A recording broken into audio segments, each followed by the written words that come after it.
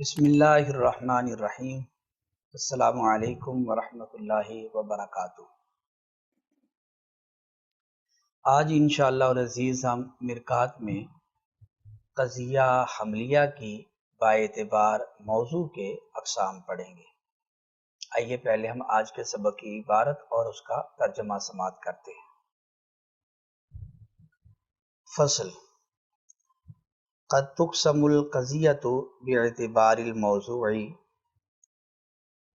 قضیہ کی باعتبار موضوع کے تقسیم کی جاتی ہے۔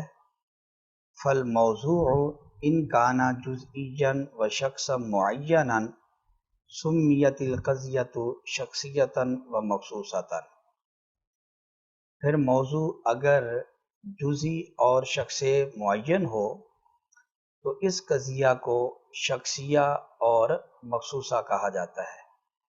کا قولی کا زید قائم، جیسا کہ آپ کا قول زید قائم۔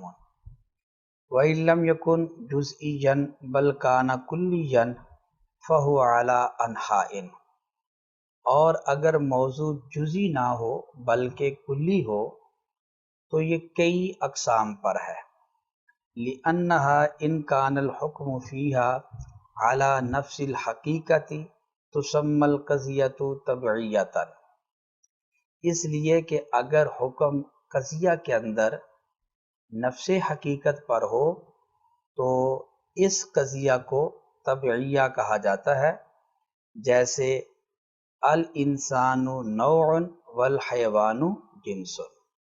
اس کی مثال ہے الانسان نوع والحیوان جنس۔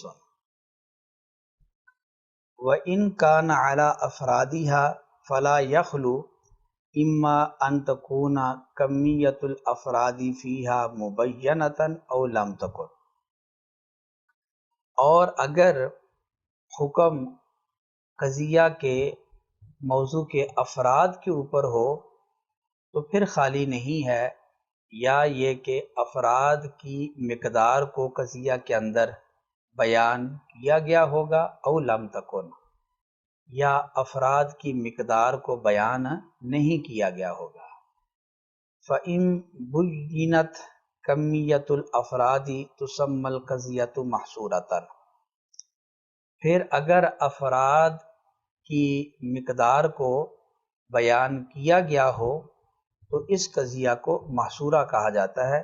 کا قولی کا کل انسان حیوان او بعض الحیوان انسان، جیسا کہ آپ کا قول کل انسان حیوان یا بعض الحیوان انسان۔ وَإِن لَّمْ تُبَيَّن تُسَمَّى الْقَضِيَّةُ مُهْمَلَةً، اور اگر افراد کی مقدار کو بیان نہ کیا گیا ہو تو اس قضیہ کو مہملہ کہا جاتا ہے، نحو الانسان فی خسر، جیسے الانسان فی خسر۔ یہ تھی ہمارے آج کے سبق کی عبارت اور اس کا ترجمہ۔ آئیے اب اس عبارت کی ہم وضاحت سمجھتے ہیں۔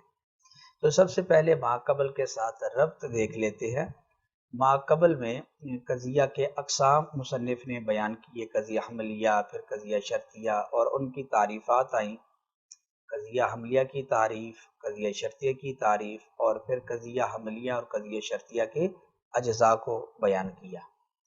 آج کے سبق کے اندر مصنف قضیہ حملیہ کی باعتبار موضوع کے تقسیم کر رہے ہیں۔ اس سے پہلے چونکہ قضیہ حملیہ کی تعریف آ چکی ہے تو اس لیے اب قضیہ حملیہ کی تقسیم کر رہے ہیں، کیونکہ تعریف پہلے ہوتی ہے اور پھر شے کی تقسیم کی جاتی ہے۔ تو قضیہ حملیہ کی باعتبار موضوع کے 4 قسم ہیں۔ نمبر 1 شخصیہ مخصوصہ، نمبر 2 تبعیہ، نمبر 3 محملہ، اور نمبر 4 محصورہ۔ وجہ اثر آپ اس طریقے سے سمجھ سکتے ہیں کہ قضیہ حملیہ کا جو موضوع ہے وہ 2 حال سے خالی نہیں ہوگا۔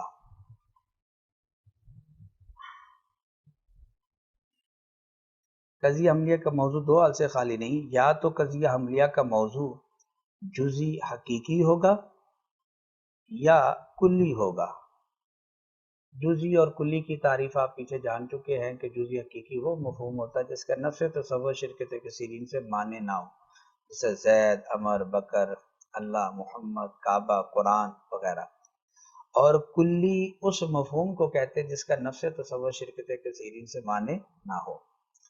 اگر قضیہ حملیہ کا موضوع جزئی حقیقی ہو تو اس کو کہتے ہیں قضیہ شخصیہ، یا اس کو مخصوصہ بھی کہا جاتا ہے۔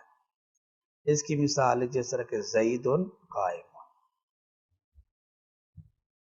اور اگر موضوع کلی ہو تو پھر دو حال سے خالی نہیں، حکم موضوع کی طبیعت پر ہے یا حکم موضوع کے افراد پر ہے۔ ہم یہ دیکھیں گے کہ حکم موضوع کی طبیعت کے اوپر ہے، طبیعت مطلب حقیقت کے اوپر ہے، ماہیت کے اوپر ہے، یا موضوع کے افراد کے اوپر ہے۔ طبیعت مثلا آپ سمجھ لیں جس طرح کہ انسان ہے، انسان کی جو طبیعت ہے وہ کیا ہے؟ حیوان ناطق۔ یہ انسان کی طبیعت ہے، انسان کی حقیقت ہے، انسان کی ماہیت ہے۔ حیوان ناطق انسان کی طبیعت، اور یہ زید، عمر، بکر وغیرہ وغیرہ، خالد، ولید، اسامہ، یہ سارے زید کے انسان کے افراد ہیں۔ تو ایک کلی کی طبیعت ہوتی ہے، دوسرے کلی کے افراد ہوتے ہیں، کلی جن کے اوپر سچی آتی ہیں۔ حیوانی ناطق یہ انسان کی طبیعت ہے، حقیقت ہے، ماہیت ہے، اور زید، عمر، بکر یہ انسان کے افراد ہیں۔ تو دیکھنا یہ ہے کہ اگر قضیہ حملیہ کا موضوع کلی ہو تو حکم ہم دیکھیں گے کہ موضوع کی طبیعت کے اوپر ہے یا حکم موضوع کے افراد کے اوپر ہے۔ اگر حکم موضوع کی طبیعت کے اوپر ہو تو اس کو کہتے ہیں قضیہ طبعیہ۔ اس کی مثال جیسے الانسان نوع، الانسان نوع، یہ نوعیت کا جو حکم ہے یہ انسان کے افراد کے اوپر نہیں ہے، کیونکہ انسان کے افراد ہیں زید، عمر، بکر، اور زید، عمر، بکر ان کے لیے نوعیت کا ثبوت نہیں ہے۔ کیوں؟ اس لیے کہ زید، عمر، بکر جزئی ہیں، اور نو آپ جانتے ہیں کہ یہ کلی کا قسم ہے، نو کلی ہے اور زید، عمر، بکر یہ جزئی ہے۔ تو جب نو کا حکم انسان کے افراد پر نہیں ہے تو پھر یہ انسان کی ماہیت کے اوپر ہے، انسان کی طبیعت اور حقیقت کے اوپر حکم ہے۔ اس لیے ہم اس قضیہ کو کہیں گے کہ یہ قضیہ طبعیہ ہے۔ اور حکم موضوع کے افراد پر ہو تو پھر دو حال سے خالی نہیں۔ افراد کا اندازہ دیکھیں گے ہم، افراد کا اندازہ بیان کیا گیا ہے یا نہیں بیان کیا گیا۔ اگر افراد کا اندازہ بیان کیا گیا ہو، اندازہ مطلب مقدار، مطلب کل افراد کا اندازہ یا بعض افراد کا اندازہ بیان کیا گیا ہے یا نہیں بیان کیا گیا۔ اگر افراد کا اندازہ بیان کیا گیا ہے تو ایسے قضیہ کو کہا جائے گا قضیہ محصورہ، اور اگر افراد کا اندازہ نہیں بیان کیا گیا تو ایسے قضیہ کو کہا جائے گا قضیہ مہملہ۔ تو یہ قضیہ حملیہ کے باعتبار موضوع کے چار قسم آ گئے۔ قضیہ شخصیہ، اس کو مخصوصہ بھی کہتے ہیں، قضیہ طبعیہ، قضیہ مہملہ، اور قضیہ محصورہ۔ وجہ اثر یہ ہے کہ قضیہ حملیہ کے موضوع کو دیکھا جائے گا کہ موضوع اس کا کیا ہے۔ اگر موضوع جزئی حقیقی ہو، یعنی دیکھیں گے کہ موضوع جزئی حقیقی ہے یا موضوع کلی ہے۔ اگر موضوع جزئی حقیقی ہو تو اس کو کہتے ہیں شخصیہ مخصوصہ، اور اگر کلی ہو تو پھر دو حال سے خالی نہیں۔ حکم کلی کے افراد پر ہے یا کلی کی طبیعت کے اوپر ہے۔ اگر حکم کلی کی طبیعت کے اوپر ہو تو اس کو کہتے ہیں قضیہ طبعیہ، اور اگر حکم کلی کے افراد کے اوپر ہو تو پھر دو حال سے خالی نہیں۔ افراد کا اندازہ دیکھو، مقدار افراد کی کلن بعضن، کلن یا بعضن افراد کی مقدار اندازہ بیان کیا گیا ہے یا نہیں بیان کیا گیا ہے تو یہ معصورہ، اور اگر نہیں بیان کیا گیا تو یہ مہملہ ہے۔ اب ہر ایک کی ہم تعریف جانتے ہیں. تو سب سے پہلے قضیہ شخصیہ. قضیہ شخصیہ کی مصنف نے تعریف کی ہے کہ ان کان جزئیاً فالموضوع ان کان جزئیاً و شخصا معینا سمیت القضیۃ شخصیتا و مخصوصتا. کہ موضوع اگر جزئی اور شخص معین ہے تو ایسے قضیہ حملیہ کو شخصیہ اور مخصوصہ کہا جائے گا. یعنی آپ اس کی باقاعدہ تعریف یہ کر سکتے ہیں کہ قضیہ شخصیہ وہ قضیہ حملیہ ہے کہ جس کا موضوع جزئی حقیقی ہو. یعنی یہ تعریف بن جائے گی وہ قضیہ حملیہ ہے جس کا موضوع جزئی حقیقی ہو. اس کی مثال دی ہے جس طرح کہ زید قائم. تو زید قائم کے اندر آپ دیکھیں کہ زید یہ موضوع ہے اور قائم یہ محمول ہے. جیسا کہ آپ گزشتہ سبق کے اندر قضیہ حملیہ کے اجزاء کے اندر جان چکے ہیں کہ محکوم علیہ کو موضوع اور محکوم بھی کو محمول کہا جاتا ہے. تو آپ دیکھیں اس کے اندر جو موضوع ہے یعنی کہ زید یہ جزئی حقیقی ہے. اس لیے زید قائم اس قضیہ حملیہ کو ہم کہیں گے کہ یہ قضیہ حملیہ شخصیہ مخصوصہ ہے. دوسرا قضیہ ہے قضیہ طبعیہ. قضیہ طبعیہ کی مصنف نے تعریف کی کہ ان کان الحکم فیہا علی نفس الحقیقت تسمى القضیۃ طبعیۃ. کہ اگر قضیہ کے اندر حکم نفس حقیقت کے اوپر ہو نفس طبیعت کے اوپر ہو تو ایسے قضیہ کو قضیہ طبعیہ کہا جائے گا. آپ اس کی تعریف اس طرح کر سکتے ہیں کہ قضیہ طبعیہ وہ قضیہ حملیہ ہے جس کا موضوع کلی ہو اور حکم موضوع کی نفس طبیعت کے اوپر ہو. موضوع کی نفس طبیعت کے اوپر ہو نفس طبیعت پر ہو. اس کی مثال دی ہے جس طرح کہ الانسان نوع. دوسری مثال دی الحیوان جنس. تو یہ دونوں قضیہ طبیعہ کی یہ مثالیں ہیں. الانسان نوع اس میں دیکھیں الانسان یہ موضوع ہے اور نوع یہ محمول ہے.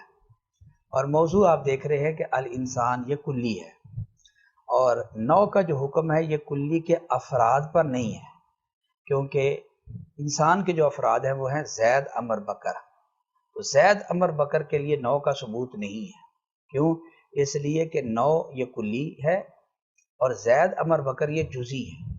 تو اس لیے نوع کا جو ثبوت ہے یہ انسان کے افراد زید عمر بکر کے لیے نہیں ہے بلکہ یہ انسان کی نفس طبیعت کے اوپر ہے. نفس حقیقت نفس کا مطلب یعنی افراد سے قطع نظر ہے. انسان کی ماہیت کے لیے انسان کی طبیعت کے لیے نوع کا ثبوت ہے. اسی طرح دوسری مثال جو ہے الحیوان جنس. اس کے اندر بھی الحیوان یہ موضوع ہے اور جنس یہ محمول ہے. اور الحیوان جنس کے اندر موضوع الحیوان یہ کلی ہے اور جنس کا جو ثبوت ہے یہ حیوان کے افراد کے لیے ثبوت نہیں ہے بلکہ حیوان کی طبیعت اور ماہیت کے لیے جنس کا ثبوت ہے. کیوں؟ اس لیے کہ حیوان کے جو افراد ہیں وہ ہیں فرس بکر غنم انسان وغیرہ. تو انسان فرس بکر ان کے لیے جنس کا ثبوت نہیں ہے کیونکہ یہ سارے انواع ہیں. تو جنس کا جو ثبوت ہے حیوان کے افراد یعنی انسان فرس بکر کے لیے نہیں ہے بلکہ خود حیوان کی طبیعت اور حیوان کی ماہیت کے لیے جنس کا ثبوت ہے. تو اس لیے ہم الانسان نوع اور الحیوان جنس کو ہم قضیہ طبیعہ کہیں گے کیونکہ ان دونوں مثالوں کے اندر موضوع کلی ہے اور حکم کلی کے افراد پر نہیں بلکہ کلی کی نفس حقیقت اور طبیعت کے اوپر ہے. تیسرا قضیہ ہے قضیہ معصورہ. قضیہ معصورہ کی مصنف نے تعریف کی کہ فَإِن بُيِّنَتْ کمیت الافراد تسمى القضیۃ معصورۃ. کہ اگر افراد کی مقدار اندازہ بیان کیا گیا ہے تو اس کو کہتے قضیہ معصورہ. آپ اس طریقے سے تعریف کر سکتے ہیں کہ قضیہ معصورہ وہ قضیہ حملیہ ہے جس کا موضوع کلی ہو اور حکم کلی کے افراد پر ہو اور افراد کا اندازہ بیان کیا گیا ہو۔ تو یہ تین باتیں ضروری ہیں قضیہ معصورہ کے اندر۔ موضوع کلی ہونا چاہیے، حکم کلی کے افراد پر ہو اور افراد کا اندازہ بیان کیا گیا ہو، تو اس کو کہیں گے قضیہ معصورہ ہے۔ اس کی مصنف نے دو مثالیں دی ہیں، کلو انسان حیوان، اس میں کلو انسان، انسان یہ موضوع ہے اور حیوان یہ محمول ہے۔ آپ دیکھ رہے ہیں کہ موضوع یہ کلی ہے، تو پہلی چیز پائی گئی۔ دوسری کیا کہ حکم کلی کے افراد پر ہو، تو حیوان کا جو ثبوت ہے وہ انسان کے افراد کے لیے ہے، کیونکہ یہ جو کل ہے یہ افراد کا اندازہ بیان کرنے کے لیے آتا ہے، تو حیوان کا ثبوت انسان کے فردوں کے لیے، افراد کے لیے ثبوت ہے۔ اور تیسری بات یہ کہ افراد کا اندازہ بھی بیان کیا گیا ہے کہ حیوان کا ثبوت انسان کے ہر فرد کے لیے ہے، تو اس لیے اس کو قضیہ معصورہ کہا جائے گا۔ دوسری مثال دی ہے کہ بعض الحیوانی انسان، اس میں الحیوان، بعض الحیوان یہ موضوع ہے اور انسان یہ محمول ہے، اور جو موضوع ہے یہ کلی ہے اور حکم بھی کلی کے فردوں کے اوپر ہے کہ انسان کا جو ثبوت ہے حیوان کے فردوں کے لیے، بعض فردوں کے لیے ہے، اور افراد کا اندازہ بھی بیان کیا گیا ہے۔ بعد، یہ بعد کا لفظ یہ کمیت، مقدار کو، اندازے کو بیان کرنے کے لیے ہے، تو اس لیے ہم بعض الحیوانی انسان اور کل انسان حیوان، ان دونوں کو ہم قضیہ معصورہ کہیں گے، کیونکہ ان دونوں کے اندر موضوع کلی ہے، حکم کلی کے فردوں پر ہے اور افراد کا اندازہ بھی بیان کیا گیا ہے۔ کل انسان حیوان کے اندر اندازہ جو ہے وہ کل اور تمام افراد کا اندازہ بیان کیا گیا ہے، اور بعض الحیوانی انسان، اس کے اندر بعض افراد کا اندازہ بیان کیا گیا ہے۔ کل انسان حیوان یہ کلیہ کی مثال ہے اور بعض الحیوانی انسان یہ جزیہ کی مثال ہے۔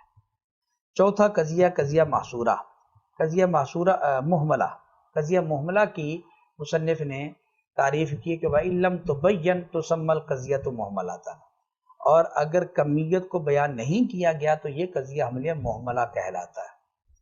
اس کی مثال دی الانسان فی خسر، آپ اس کی یوں تعریف کر سکتے ہیں کہ وہ قضیہ حملیہ ہے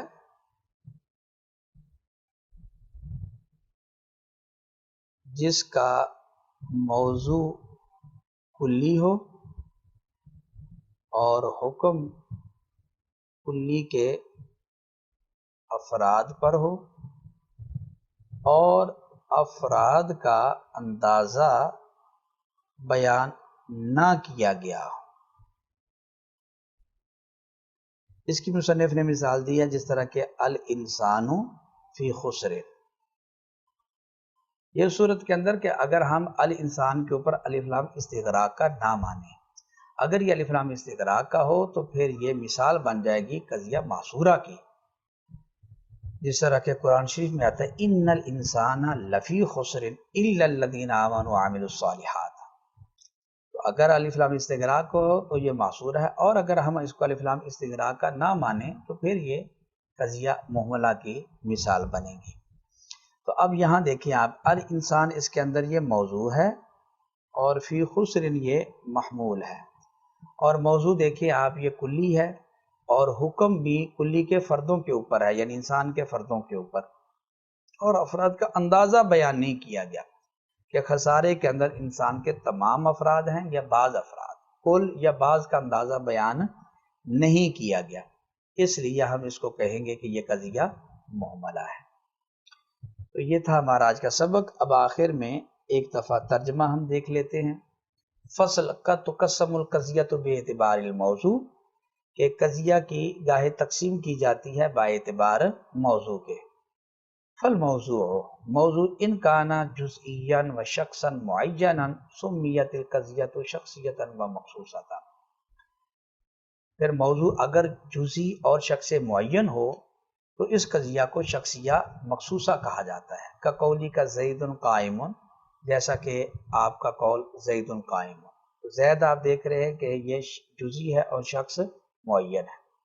وَإِن لَّمْ يَكُن جُزْئِيًّا، اور اگر موضوع جزئی نہ ہو بل کانا کلیًا، بلکہ موضوع کلی ہو، تو فَهُوَ عَلَىٰ أَنْحَاءٍ، یہ کئی طرح کا ہے، اس کے کئی اقسام ہیں۔ لِأَنَّهَا، اس لیے کہ ان کان الحکم فیہا، اگر حکم قضیہ کے اندر علی نفس الحقیقتی، نفس حقیقت پر ہو، تو تسمى القضیۃ طبعیۃ، ایسے قضیہ کو طبعیہ کہا جاتا ہے۔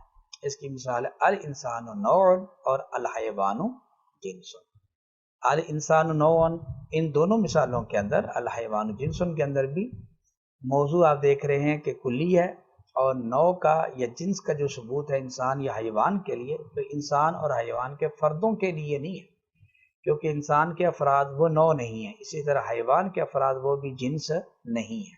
تو یہ نوع کا حکم خود انسان کی طبیعت کے اوپر حکم ہے، اور اسی طرح جنس کا حکم یہ خود حیوان کی طبیعت کے اوپر ہے۔ وَإِن كَانَ عَلَىٰ أَفْرَادِهِ، اور اگر حکم افراد کے اوپر ہو تو فَلَا يَخْلُو، پھر نہیں خالی، إِمَّا أَن تَكُونَ كَمِّيَّةُ الْأَفْرَادِ فِيهَا مُبَيَّنَةً أَوْ لَمْ تَكُن، پھر نہیں خالی یا تو افراد کی کمیت، مقدار قضیہ کے اندر بیان کی گئی ہوگی، اور لم تکن، یا بیان نہیں کی گئی ہوگی۔ فَإِن بُيِّنَتْ كَمِّيَّةُ الْأَفْرَادِ، اگر افراد کی کمیت بیان کی گئی ہو تو اس قضیہ کو قضیہ محصورہ کہا جاتا ہے۔ اس کی مثال کل انسان حیوان یا بعض الحیوانی انسان۔ ان دونوں مثالوں کے اندر آپ دیکھیں، حیوان کا ثبوت پہلی مثال میں اور انسان کا ثبوت دوسری مثال میں، یہ جو ثبوت ہے یہ موضوع کے افراد کے لیے ہے، کیونکہ ان دونوں کے اندر کل اور بعض کا لفظ ہے، اور یہ افراد کا اندازہ بیان کرنے کے لیے آتے ہیں۔ چونکہ افراد کا اندازہ بھی بیان کیا گیا ہے، تو موضوع کلی بھی ہے اور حکم بھی کلی کے فردوں کے اوپر ہے، اور افراد کا اندازہ بھی بیان کیا گیا ہے، اس لیے اس کو کہیں گے قضیہ محصورہ۔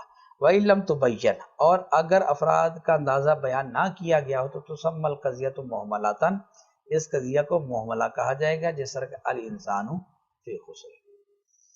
یہ تھا ہمارا آج کا سبق۔ اللہ کریم کی بارگاہ میں دعا ہے کہ اللہ تعالی علم نافع، عمل صالح اور اخلاص عطا فرمائے، آمین۔ السلام علیکم ورحمۃ